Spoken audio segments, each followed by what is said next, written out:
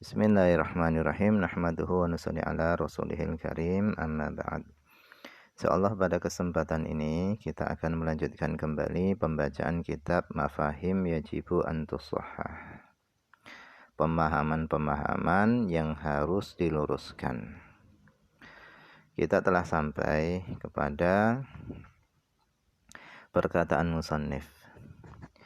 Beliau mengatakan, fa idza da'auta musliman yusalli, ketika engkau mengajak seorang muslim yang dia sudah mengerjakan sholat, wa yu'addi faraidallah, dan dia sudah menunaikan hal-hal yang difardukan oleh Allah, wa yajtanibu maharimahu, dan dia menjauhi hal-hal yang diharamkan oleh Allah, wa yanshuru da'watahu, dan dia menyebarkan dakwahnya, wa yushayyidu masajidahu, dan dia membangun masjid-masjidnya Allah, wa yuqimu ma'ahidahu, dan dia mendirikan pondok-pondok pesantrennya.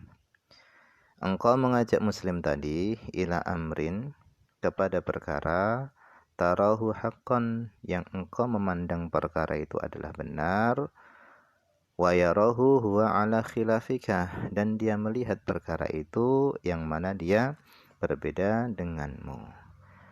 Jadi engkau mengajak seorang muslim yang dia sudah taat di dalam agama, bahkan dia sudah membangun masjid, beberapa pondok pesantren, bahkan dia juga dakwah. Engkau ajak dia kepada perkara yang engkau pandang perkara itu baik, benar, akan tapi dia memandang perkara itu berbeda dengan pandanganmu. Wa ra'yu fihi, sementara pendapat fihi pada perkara tersebut, bainal ulama, di kalangan para ulama, itu mukhtalafun, itu adalah perkara yang diperselisihkan. Jadi perkara yang engkau ajak muslim tadi kepada perkara tersebut, di kalangan para ulama pun itu diperselisihkan. Qadiman, iqraran, wa ingkaron, baik diperselisihkannya tadi itu sejak zaman dulu, kemudian ada ulama yang menetapkan dan ada ulama yang mengingkari. Falam yutawika, kemudian dia tidak mengikutimu, fi ra'yika, di dalam pendapatmu. Farumaitahu bil kufri, kemudian engkau menuduhnya dengan kafir. Engkau menuduh dia dengan kafir limujarradi mukhalafatihi li ra'yika, hanya sekedar berbedanya dia dengan pendapatmu. Maka kalau engkau melakukan seperti itu, kata beliau, faqad qarafta 'azimatan nakra, sungguh engkau telah melakukan perkara yang sangat besar, nakra, yang diingkari. Wa ataita amron iddan, dan engkau telah melakukan perkara yang berbahaya, nahaka anhullah, yang Allah melarangmu darinya, wa da'aka ilal akhtifih bil hikmah wal husna, dan Allah mengajakmu kepada mengambil perkara itu dengan hikmah dan dengan cara yang baik. Jadi kata beliau, kalau cara dakwahmu itu seperti itu, berarti engkau telah melakukan perkara yang besar, yang diingkari, yang berbahaya, yang Allah melarangmu darinya, dan engkau telah meninggalkan apa yang diajarkan oleh Allah Subhanahu wa ta'ala, yaitu dalam berdakwah harus dengan hikmah dan nasihat yang baik. Qala, telah berkata Al-Allamah Al-Imam Sayyid Ahmad Masyhur Al-Haddad, beliau mengatakan, waqatin aqadal ijma'u, sungguh telah terjadi kesepakatan para ulama. Para ulama telah sepakat ala man itakfiri ahadim min ahlil kiblah, atas dilarangnya mengkafirkan seorang pun dari ahli kiblat, yaitu kaum muslimin. Jadi kata beliau, para ulama telah sepakat atas dilarangnya mengkafirkan seorang pun dari ahli kiblat. Illa, kecuali, bima, dengan sebab perkara, fihi, yang ada pada perkara itu, nafyus sani al-qadir jalla wa'ala, ada satu bentuk penafian terhadap Allah. au syirkun jaliyun, atau ada pada perkara itu syirkun jaliyun, kesyirikan yang jelas, la yahtamilu ta'wilah, yang tidak mungkin bisa untuk ditakwil. Au inkarun nubuwah, atau ada pengingkaran terhadap kenabian, au ingkaru ma ulima minaddin bid-darurah, atau mengingkari perkara-perkara yang diketahui dari agama secara pasti. Au ingkaru mutawatirin, atau mengingkari perkara yang datangnya perkara tadi itu secara mutawatir seperti Al-Qur'an. Au mujma'in alaih, atau mengingkari perkara yang telah disepakati oleh para ulama, daruratan secara pasti, minaddin daripada agama.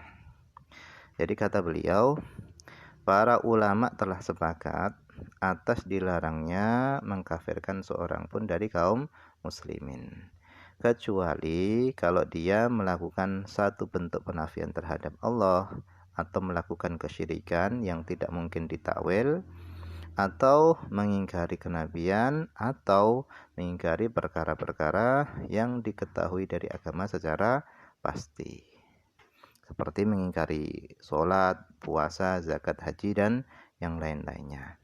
Nah, kalau dia melakukan hal-hal ini, maka boleh bagi kita menuduhnya kafir.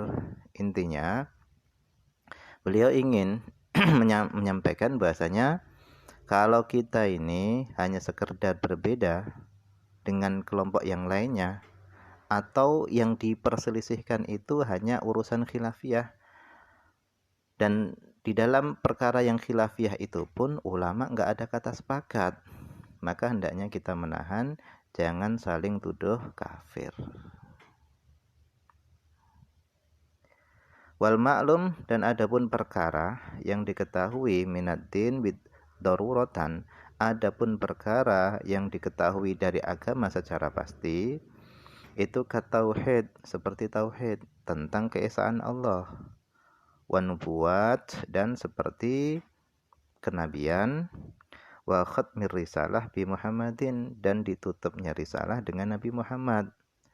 Sehingga kalau ada orang yang meyakini ada nabi setelah Nabi Muhammad, maka dia menjadi kafir.